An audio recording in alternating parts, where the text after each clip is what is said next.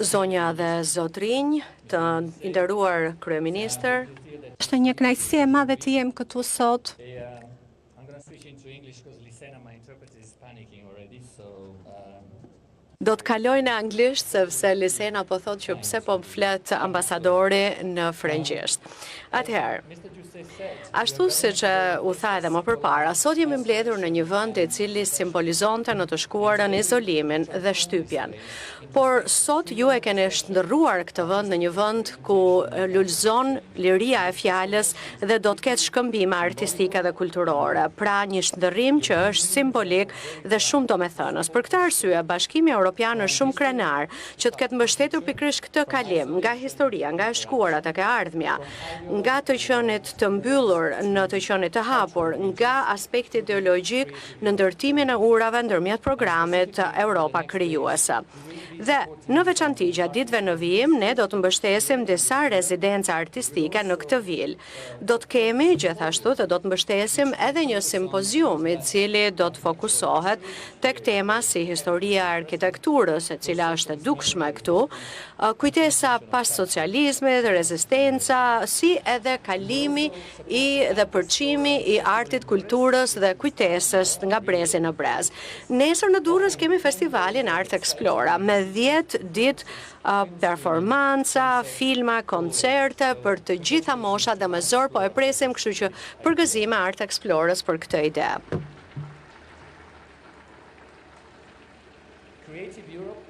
Europa Krijuese është një nga programet që unë kam më fort për zemër, sepse është një nga programet jo vetëm më të suksesshme, por ai në fakt fuqizon artistët, lidh institucionet kulturore dhe na ndihmon që ta tregojmë historinë e Europës në të gjithë larminë e saj. Dhe sot Europa po ndihmon që të lidh artistët shqiptar me kolegët e tyre në Europë e në të gjithë kontinentit. Ky do të thot integrim europian nëpërmjet kulturës, kur njerëzit bashkohen me njëri tjetrin shumë përpara se të përfundojnë negociatat për anëtarësim.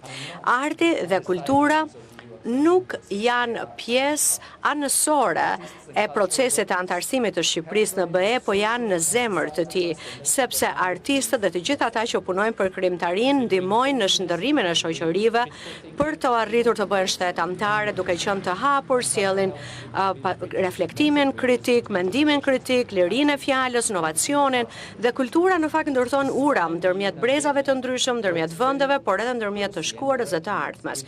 Dhe prandaj Bashkimi Evropian dhe Shqipëria po punojnë shumë me artistët dhe me institucionet kulturore. Ne dëshirojmë që të bëjmë lidhjen me krijimtarinë, por edhe me vlerat themeluese të Bashkimit Evropian. Dhe në këtë kontekst kam kënaqësinë t'ju njoftoj që Java Europiane e vitit 2025 që do të organizohet gjysmën e dytë të muajit maj, do të ofrojë mundësinë dhe hapësirën për artistët shqiptar që të tregojnë zërat e tyre dhe të kontribuojnë në formësimin e të ardhmes, e cila do të jetë rrënjosur në vlerat e BE-s, një hapësirë për të shprehur, për të dëgjuar, për të parë, për të përqafuar, për të qenë të lirë, për të lidhur me njëri tjetrin, për të qenë pikërisht në këtë vend një hapësirë për të krijuar, një hapësirë evropiane. Ne në fakt kemi pasur shumë aplikime dhe prandaj po mbështesim një program shumë të gjerë me aktivitete artistike jo vetëm në Tiranë, dhe kjo ka qenë e rëndësishme, por edhe në të gjithë Shqipërinë, me performanca, koncerte, ekspozita e shumë më shumë, të cilat të gjitha do të tregojnë krijimtarinë shqiptare si pjesë e hapësirës europiane të krijimtarisë. Më lejoni që të përgëzoj edhe një herë Art Explorën dhe qeverinë e Shqipërisë për shndërrimin e mrekullueshëm të këtij vendi që në fakt është dëshmi se çfarë mund të arrijë vizioni dhe bashkëpunimi, si dhe vlerat që ne ndajmë me njëri tjetrin. Faleminderit.